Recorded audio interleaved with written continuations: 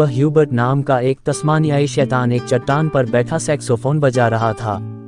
तभी उसके दिमाग में एक विचार आया, शायद उसे एक बैंड बनाना चाहिए। सोमवार बीतता गया और वह हर समय यही सोचता रहा कि वह इस बैंड को कैसे स्थापित कर सकता है। उसे एक गायक के साथ साथ एक ड्रमर और गिटार बजाने वाला कोई व्यक्ति चाहिए था, लेकिन वह उन्हें कहां से ढूंढ सकता था। अचानक उसे अपने घर के पीछे झील से कुछ सुंदर गाने की आवाज सुनाई दी।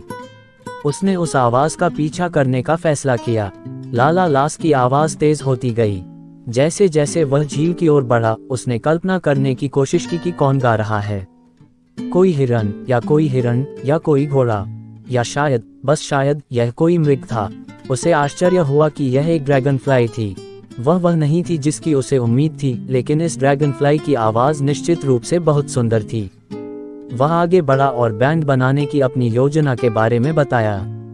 उसे यह विचार बहुत पसंद आया और उसने कहा कि उसने जंगल के किनारे किसी को ढोल बजाते हुए सुना था। इसलिए ह्यूबर्ट तस्मानियाई डेविल और लिसा ड्रैगन फ्लाई ने जंगल के किनारे की ओर जाने का फैसला किया। उनमें से कोई भी नहीं जानता था कि ड्रम बजाने वाला कैसा दिखता है, इसलिए वे दोनों अनुमान लगा रहे थे कि वह क्या हो सकता है। ह्यूबर्ट ने कहा, शायद वह एक गैंडा है या एक भैंस। लिसा ने कहा, शायद वे एक बैल या एक दरियाई घोड़ा होंगे। जंगल के किनारे एक विशाल चट्टान के पास पहुंचते ही बूम दी बूम की आवाज तेज हो गई। वहां उन्होंने पाया कि ढोल की आवाज कहां से आ रही थी। उन्हें आश्चर्य हुआ कि यह भैंस, बैल या दरियाई घोड़ा नहीं था, यह एक चूहा था। वाह, क्या वह ढोल बजाने में कमाल नहीं था, उन्होंने एक दूसरे से कहा। तो वे दोनों उसके पास गए और ह्यूबर्ट ने समझाया कि वह एक बैंड बना रहा है। क्या तुम हमारे साथ शामिल होगे? उसने पूछा। चूहे जस्टिन को यह विचार पसंद आया। जब ह्यूबर्ट, लिसा और जस्टिन अपने बैंड के अंतिम सदस्य की तलाश में रास्ते पर टहल रहे थे, तो उन्होंने एक झंझनाहट वाली आवाज सुनी। ये बिल्कुल सही लग रही थी। जस्टिन ने कहा, मुझे यकीन है कि यह एक सेंटीपीड है या शायद एक गौरैया। ह्यूबर्ट ने हंसते हुए कहा, क्या क्रेन के बारे में?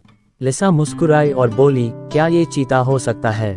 जब ह्यूबर्ट, लिसा और जस्टिन अपने बैंड के अंतिम सदस्य की तलाश में रास्ते पर टहल रहे थे, तो उन्होंने एक झंझनाहट वाली आवाज सुनी। ये बिल्कुल सही लग रही थी।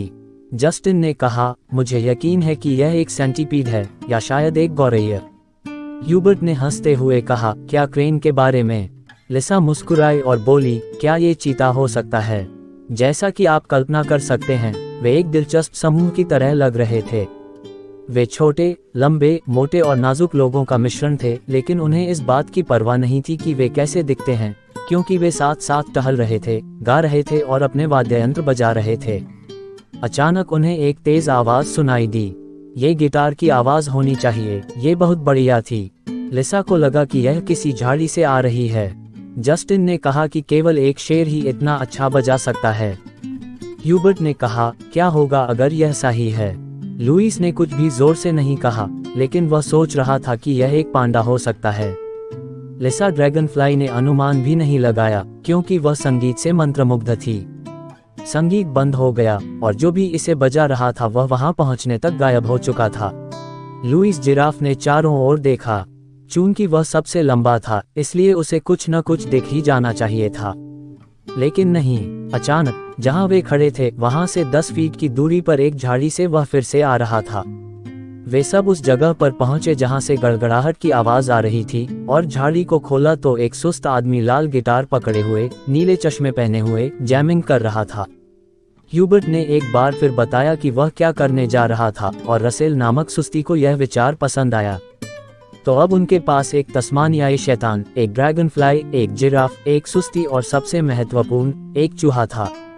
उनका समूह पूरा हो गया था। अब क्या करना है? ह्यूबर्ट ने कहा, हमें जाकर सभी जानवरों के लिए बजाना चाहिए।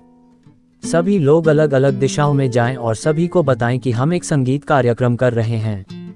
हम बड़े मैदान में मिलेंगे। वे गए और हर किसी को बताया जो वे देख सकते थे। जब वे सभी वापस समाशोधन स्थल पर मिले, तो उनके पीछे बड़ी भीड़ थी। वे पंक्तिबद्ध होकर खड़े हो गए और कहने लगे, 1 2 3। और क्या शोरगुल हुआ! वे सभी अलग अलग गाने बजा रहे थे और एक दूसरे से ज्यादा ऊंची आवाज में गाने की कोशिश कर रहे थे। जानवरों ने अपनी उम्र गिन ली और चिल्लाने लगे, बू बू। कुछ देर तक हूटिंग करने के बाद सभी जानवर चले गए। ह्यूबर्ट ने बाकी सभी की तरफ देखा और कहा, मुझे लगता है कि हमें इसे फिर से करने से पहले थोड़ा और अभ्यास करने की जरूरत है। लुईस, जस्टिन, रसेल और लिसा सभी सहमत थे। हमें लगता है कि यह एक अच्छा विचार होगा।